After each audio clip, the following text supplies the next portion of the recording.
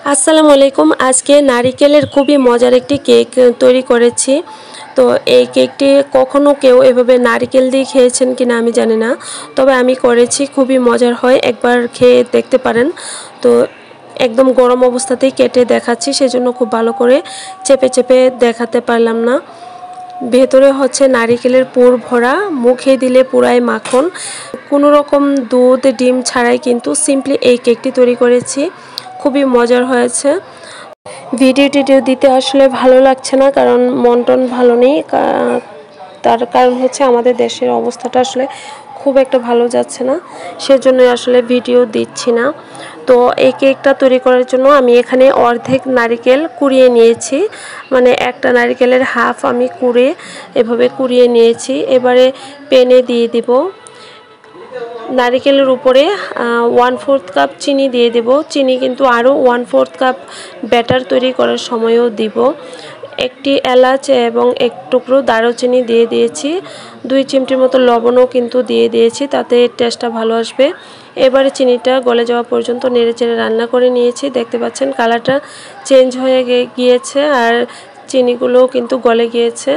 এবার আমি এলাচ এবং দারুচিনি উঠিয়ে নিয়েছি এবং এটা ঠান্ডা হতে হতে আমি ব্যাটারটা তৈরি করে নিচ্ছি। একটা বাটিতে 1 কাপ ময়দা দিয়েছি, আটা দিয়েও করতে পারেন। এবার দিয়ে দিচ্ছি আরও 1/4 কাপ চিনি। তারপরে দিয়ে দেব বেকিং পাউডার 1 চামচ, বেকিং সোডাও দিয়ে দেব আমি 3 থেকে 4 চিমটির মতো, আর লবণ দিয়ে দিচ্ছি 3 চিমটির মতো। তো এবারে দিয়ে দিচ্ছি হচ্ছে 3 টেবিল চামচের মতো ভিনেগার। তো এই ভিনেগারটা দিলে কিন্তু কেকটা ফুলবে এবং অনেক সফট হবে। ডিম দেওয়ার কোনো প্রয়োজন নেই। তো এবারে আমি তেল দিয়ে দিলাম 3 টেবিল চামচের মতো, যেহেতু নারিকেলটা অয়েলি হয়, তৈলাক্ত হয়, সেজন্য এখানে বেশি একটা তেল দেওয়ার প্রয়োজন নেই। কিছুটা মিক্স করে নেওয়ার পরে এবারে একটু পানি দিয়ে একটা ব্যাটার তৈরি করে নিচ্ছি। তো পানিটা হচ্ছে 1 কাপের একটু বেশি লেগেছে, প্রায় 1.5 কাপ পানি আমার লেগেছে। তো আপনারা ব্যাটারের কনসিস্টেন্সিটা দেখে একটু বোঝার চেষ্টা করবেন, পানির সঠিক কোনো মাপ এখানে প্রয়োজন নেই।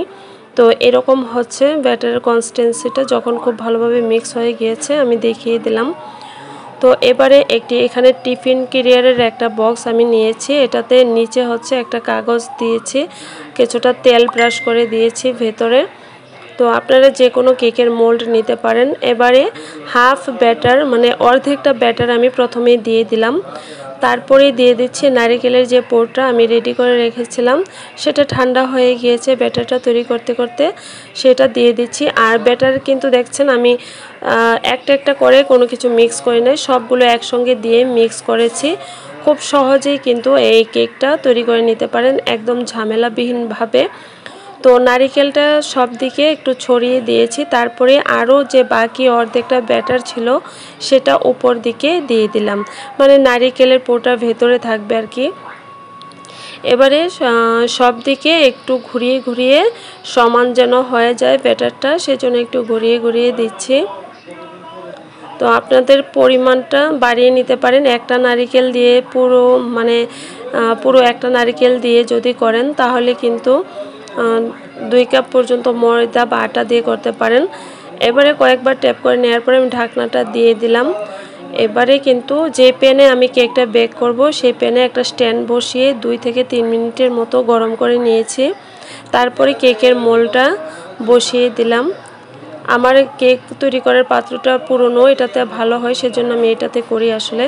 তো উপর দিয়ে একটা ঢাকনা দিয়ে দিয়েছিলাম। আমার 50 মিনিটের মতো সময় লেগেছে, কারণ হচ্ছে আমার উপরে যে ঢাকনাটা আছে সেটা ভালোভাবে সেট হচ্ছিল না, সেজন্য সময়টা বেশি লেগেছে। ভালোভাবে সেট হবে এমন ঢাকনা দিলে কিন্তু 30 থেকে 35 মিনিটের মধ্যেই হয়ে যাবে।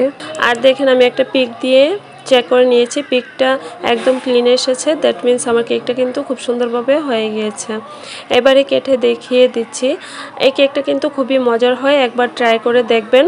আর ভিডিওটি যদি ভালো লেগে থাকে লাইক, কমেন্ট এবং সাবস্ক্রাইব করে পাশে থাকবেন।